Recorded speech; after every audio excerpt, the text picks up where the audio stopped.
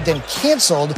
Clearly the right call if you consider they got a giant jumbotron hanging above the court, hanging on by cables, making for a bit of a scary proposition.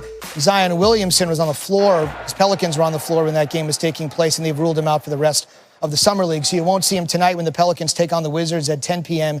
Eastern time. Our Malika Andrews is there. All right, so take us a little bit more inside the Pelicans' thinking here. Yeah, Zubin. So exactly like you said, he knocked knees with another player, and so the Pelicans decided, you know what, he has a bruised left knee and he's going to be shut down for the rest of Summer League. But even before that decision was actually made, I was talking to Alvin Gentry and Griff, and they were both saying, look, you know, our plan is to be very cautious with him.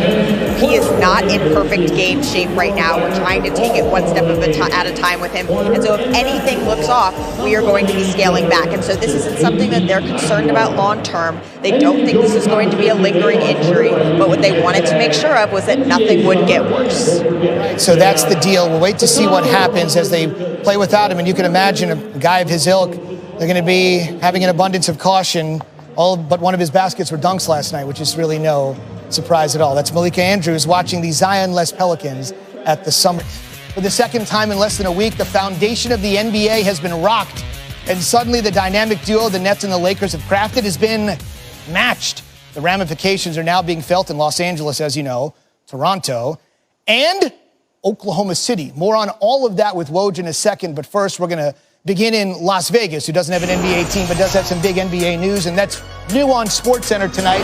And that is the situation with Zion Williamson. He is out for the duration of the Summer League with a bruised knee. He took knee-to-knee contact yesterday. This game, of course, was suspended due to the earthquake, 7.1 magnitude. Zion had 11 points. He had a handful of dunks, but obviously considering he's a transcendent talent and an amazing player, an abundance of caution will be taken. David Griffin, who was at the game last night, saw him there on ESPN, the Pelicans' executive vice president of operations, quote, Zion will move forward from this incident without issue. However, in an abundance of caution, the words I used, we have made the determination that he will not appear in game action for the remainder of the NBA Summer League. He will continue to take part in training and conditioning with our performance team. That was a big story in the NBA last night, only to be usurped by this one.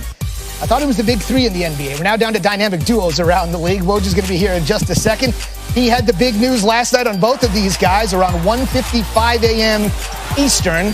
Kawhi chooses the Clippers, and then essentially telling the Clippers, get me somebody else to make this viable. They got him Paul George. The Oklahoma City Thunder got themselves an unprecedented boatload of picks, and they may be rebuilding as well at this particular moment. Amazing to think that one move by Kawhi could alter the Lakers, the Clippers, the Raptors, and the Thunder. Speaking of the Raptors, their team president, Masai Ujiri, who went all in on Kawhi and obviously paid off. These are his final parting words. We're very thankful for the year that Kawhi and Danny, speaking of Danny Green, played with us here in Toronto. Danny last night signed a big deal. The Lakers, 2 years, $30 million. I know the city and the entire country of Canada are grateful for everything they did to help us win our first NBA championship.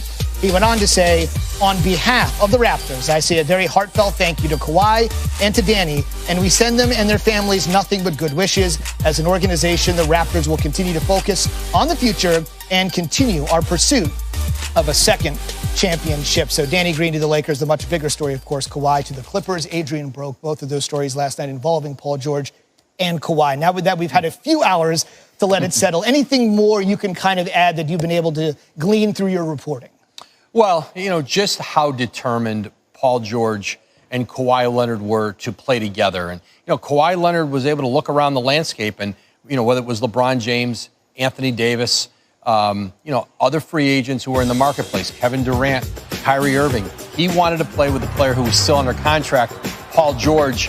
And over a 72-hour period this week, you know, they essentially muscled Oklahoma City to make that trade. In the end, Oklahoma City got a tremendous haul back, and they were at a crossroads, too, there where they may very well be headed toward a rebuild here. But he got the player he wanted in Paul George to line up with him in the Staples Center. So you have Paul George, Kawhi Leonard against LeBron James, Anthony Davis, all in one building in one NBA arena. Think about this. The Lakers have their 16 NBA titles, those banners hanging at the Staples Center. The Clippers, folks, have never made the Western Conference Finals, and they win this battle with the Lakers. Also, we should note Sam Presti over the years, the Thunder GM, he's drafted pretty well, and he's going to have, according to Adrian, a boatload of opportunities to do that moving forward. I want to talk a little bit about DeMarcus Cousins here. You also reported earlier today, 1 year, $3.5 million deal with the Lakers. Tell me why this was a mutually beneficial move for both parties. Well, the Lakers... You can imagine, with the scoreboard hanging on by just cables, they moved Zion and everyone else off the floor.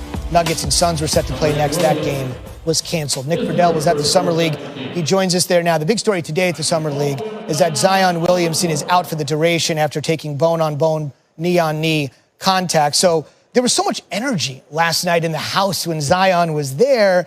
What's it going to be like now knowing that for the rest of the way in Vegas, no Zion? Zubin, there's going to be a lot of sadness for basketball fans because so many people had come out here specifically to see Zion. As far as the Pelicans are concerned, this is the move they had to make. He is not to be messed with this kind of even small injury. They're not very concerned, but they want him to get his rest because they know how important he is for the future. But as far as the atmosphere goes, he was the star of the show. Without him, that buzz that you mentioned, that's not here as much anymore. I want to mention one other thing that happened last night. Obviously, it takes precedence over an injury, a minor one at that, and that was the earthquake, the 7.1. I know you were there last night to experience it. Now that we've had a little bit of time, several hours in between the resumption of the games, trying to get back to normal, what's just the atmosphere around the Summer League like after such a surreal event? Zubin, it's business as usual here right now. Basketball fans are enjoying their time. They know what occurred, and they're just trying to get through it. But I can tell you, having walked around the gym here the last couple hours, you can tell people are kind of looking around up in the sky going, okay, are we all good here? Is everything all right? And I can tell you personally, I was sitting in here last night, and there were a lot of scared looks on people's faces, mine included, because a lot of people hadn't been through that kind of event before. Nobody was quite sure how to respond. The PA guy comes on and says, everybody stay in your seats and relax. But that's tough when everybody's trying to stream out of the exits, knowing that this is not normal. So in the moment, everybody's fine, but they're still looking around because they know exactly how they felt when things started to shake last night. Yeah, I think that's fair to say. Everybody would have that reaction. All right, let's move on. In terms of everybody else looking around at each other, I'm sure when Woj's tweet popped up on phones in and around Las Vegas that Kawhi Leonard was going to the Clippers and Paul George was going to be joining him there with so much of the Summer League, LeBron and executives there. What was the buzz when those two pieces of news came to the forefront? Zubin, I was sitting there with a bunch of league executives a room over from where I was last night here at the Thomas and Mack. And I'll tell you exactly what was said. You hear from the other room everybody going, Woj! And then there's a pause and they say, there's the aftershock. So they knew what it did to the league. They knew the balance of power had shifted. And I know, having just talked to Damian Lillard a couple hours ago, he said recruiting is more important in the NBA than it has ever been. Players have more power than they've ever had in this moment in the league. He said guys look around and they say, I need another star to play with. Okay, well, I know this guy and that team and this guy and that team. I can bring everybody together and maybe that can help. So those conversations now taking place all over the NBA. And I think Lillard gave voice to something that we don't talk enough about.